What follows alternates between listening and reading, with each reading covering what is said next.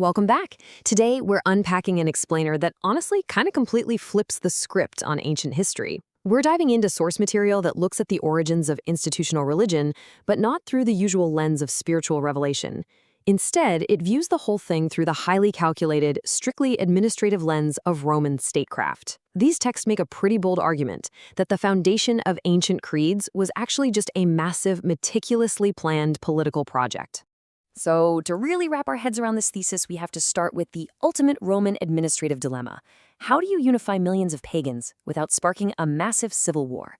You see, Rome's absolute greatest threat at the time wasn't some invading army, it was internal fracture. A fiercely divided population was a literal existential threat to the empire's stability. And worst of all to the administrators, it threatened the tax revenue, keeping the whole gigantic machine running.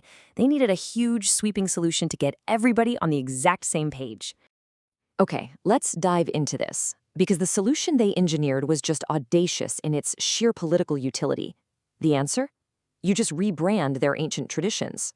The empire realized, pretty quickly actually, that you can't simply delete a population's deeply held beliefs without some extreme blowback. But if you repackage those ancient traditions under a brand new, state-approved banner, well, you achieve total political consolidation.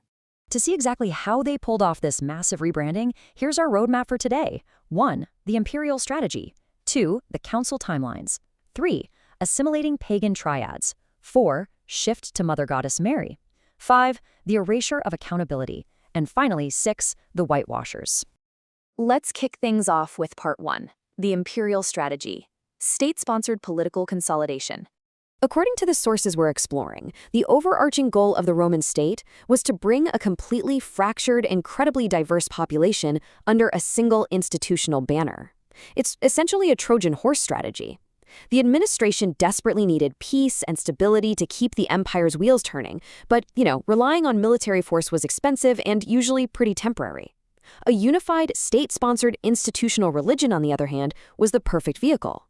It let the state dictate the terms of belief, which quietly made them the ultimate authority over not just the law, but literally over the minds of their citizens. Moving right along to Section 2, the council timelines, hammering out doctrine. Let's move to the timeline and see how this builds, because if you're going to roll out a universal, state-sponsored religion, you definitely can't leave it to chance. The Roman state utilized these high-level, highly orchestrated summits to execute their strategy. The sources frame these not as spontaneous, organic theological debates, but as elite political summits designed to strictly standardize doctrine. Watch how it builds chronologically. In 325 AD, you've got the Council of Nicaea. Then 381 AD, the Council of Constantinople. And in 431 AD, the Council of Ephesus. By legally defining doctrine at these specific, politically mandated summits, the Roman institution essentially set itself up as the sole gatekeeper of salvation. And why does this matter to us? Well, because back then, if you wanted to participate in society and be considered a loyal citizen, you had absolutely no choice but to align with the outcomes of those exact dates. This brings us to Section 3, assimilating pagan triads, the Greek philosophical mold. So even with those councils, the state still had a massive problem on its hands. Millions of their citizens were still fiercely loyal to their ancient pagan gods. To solve this, they implemented what's called a strategy of strategic pagan assimilation. Think about the deeply entrenched pagan divine triads, groups like Jupiter, Juno, and Minerva. Our sources argue that the state effectively forced scriptural language into a familiar, pre-existing 3-in-1 Greek mystery mold. They used philosophical concepts like logos and ousia, which roughly translate to word and substance. It was honestly a masterstroke of political engineering.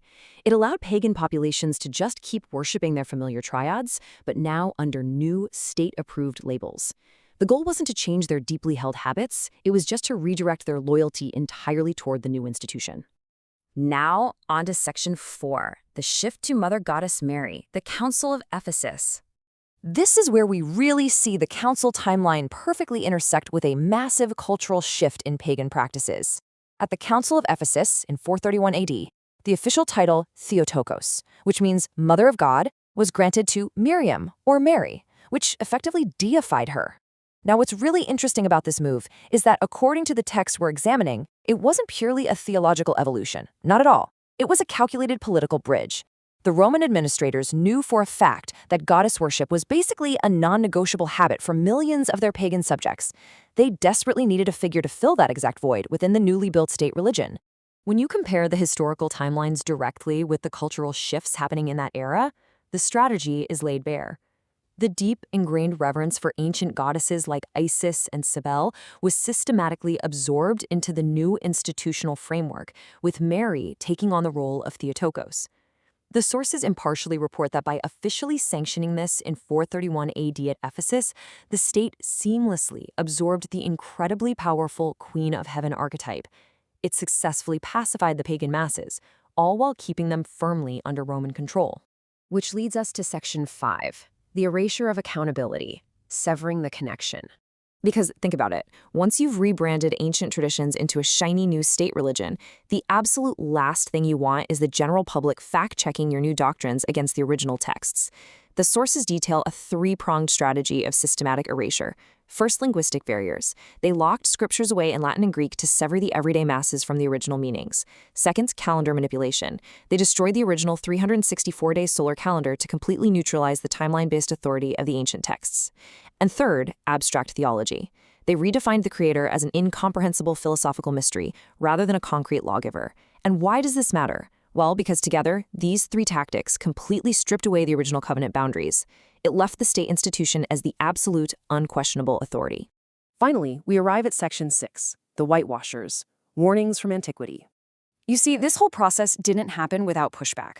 The historical record actually contains texts that actively warned against this exact rebranding strategy, right as it was happening in real time. The Dead Sea Scrolls identify these institutional creators as whitewashers. The text described them as applying a pleasing theological veneer over a broken foundation, specifically to hide the violation of original covenant boundaries. The gravity of this is honestly incredible. Long before these rebranded traditions became the global standard, ancient whistleblowers were already calling out the strategy. They recognized that the true foundation was being painted right over with a politically acceptable veneer. This whitewasher toolkit was highly effective. It involved renaming historical figures so they'd neatly fit the new narrative. It involved actively hiding contradictory texts, things like the Book of Enoch and Jubilees. And, as we saw earlier, it involved smoothly reintroducing those forbidden Queen of Heaven rituals under the guise of institutional piety. By deploying this specific toolkit, the Roman state achieved an absolute foundational political victory, a victory that, quite literally, outlasted the physical Roman Empire itself. So, we are left with a rather profound historical question to chew on. If history's largest institutions were built on a strategic whitewash of ancient traditions, what other foundational truths have been rebranded simply to keep the peace? It really makes you look at the origins of our institutional norms in a completely different light, doesn't it? Thank you so much for joining me today to unpack these fascinating sources. Keep questioning, keep learning, and I'll see you in the next explainer.